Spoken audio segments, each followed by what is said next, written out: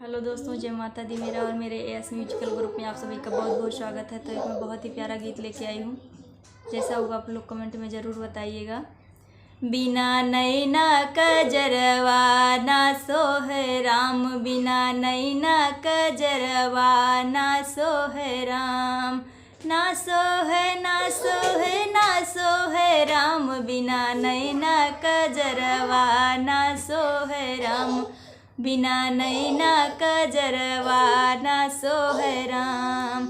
जिसे नैहर में बाप नहीं है, बाप नहीं है, बाप नहीं है, जिस नैहर में बाप नहीं है, बिना बाबुल या दरवा के करी है राम, बिना बाबुल या दरवा के करी है राम, बिना नैना कजरवा ना सोहे राम, बिना नैना कजरवा ना सोहे राम।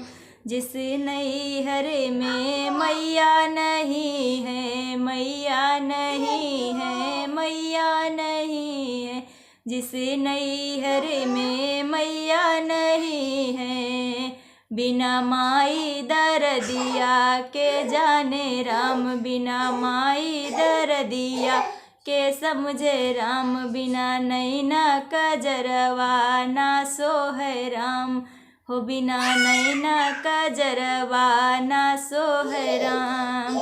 जिसे नैहर में भैया नहीं है, जिसे नैहर में भैया नहीं है, बिना भैया के बहिनी के पूछिए राम, बिना भैया के बहिनी के पूछिए राम, हो बिना नैना कजरवा ना सोहे राम, ना सोहे ना सोहे ना सोहे राम, बिना नैना कजरवा ना सोहे राम, बिना नैना कजरवा ना सोहे राम।